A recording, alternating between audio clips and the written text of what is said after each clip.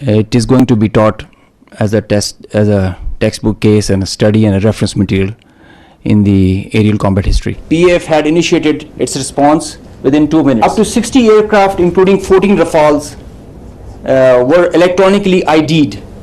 We changed our rules of the game in the air. They are slow learners, but I think they can get the drift of not doing it again.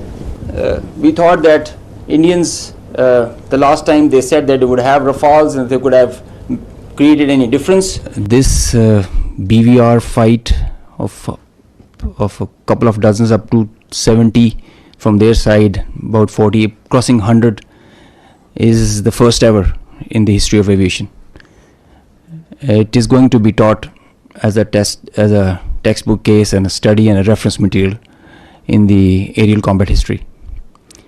I will distill some tactical details for you because they impact on the larger strategy, and run through very quickly so as to bring you all up to speed on what happened and how did it happen. This is the Indian side, this is the Pakistani side. We had some gaps in the north, center, south, and AEW just to support it. And the IF fighters started an initial build-up that was picked up from the north and the center across IB at 0010 hours. And by that time, PAF had initiated its response within 2 minutes. By 0012, our response was activated.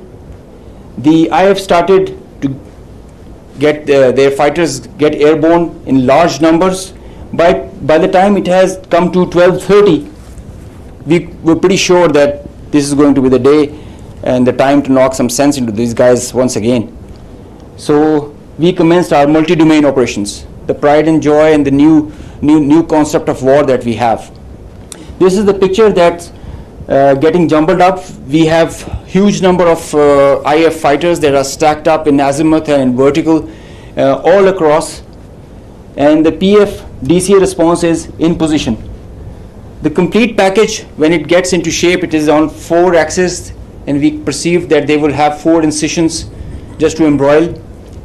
Up to 60 aircraft, including 14 Rafales, were electronically ID'd by all through our electromagnetic operational environment. We call it the EMO.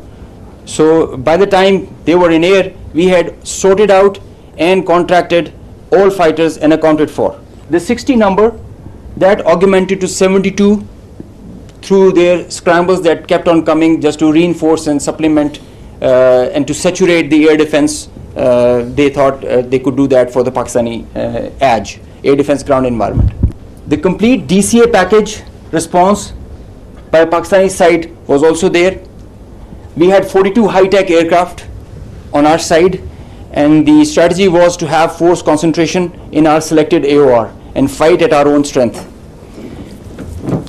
PF fighters ensured Pakistan's air sovereignty, and because of that, we first rerouted all civilian traffic that was about to go from Lahore, Islamabad, and this area, because we thought that this is going to be the hot plate. So we wanted safety for all the civil airliners. When they had seen this kind of a strong defense on our side, they resorted to launching their air-to-ground weapons while being cis frontier. And as soon as they had launched the weapons, we could ID that instantly. And the Chief of the Air Staff, as I mentioned, he was in the COC.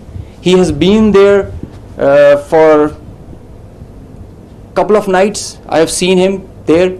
So when I said that he spearheaded and he led from the front, he really did that.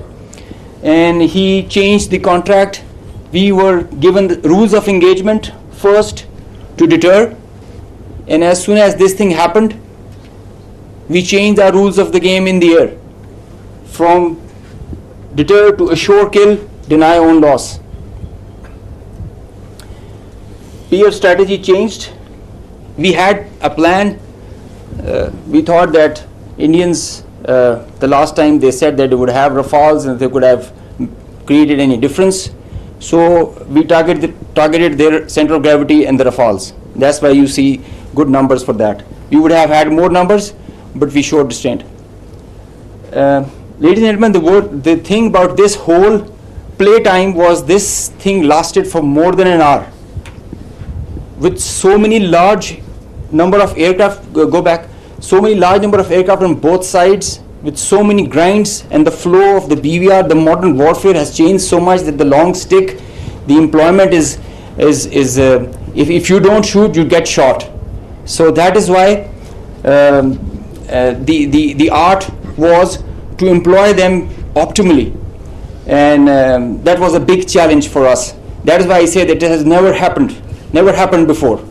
These are the locations with the range bearing, electronic ID, that we think that we are sure that we have shot. A MiG-29 was shot 8 miles from LOC, bearing 243, 20 nautical miles from Srinagar. A Su-30 was shot 192, 19 miles, 25 miles from LOC. We have the exact details because you cannot, in the modern battlefield, you cannot conjure up things out of imagination. You have an electronic ID. The aircraft gets picked up by his data link. As soon as you put on your radar, you show yourself, and nobody can hide, nobody can deny that. A Rafale was shot 54 miles from LOC in Srinagar. So you can have all these details. We have exact range bearings because and when you employ your weapon, you know exactly when the missile is getting active, when it is getting and the blip is disappearing, which is verified as you get down for the debrief. So none of the claims have any fat in them. So they are pretty clear, pretty concise, pretty accurate.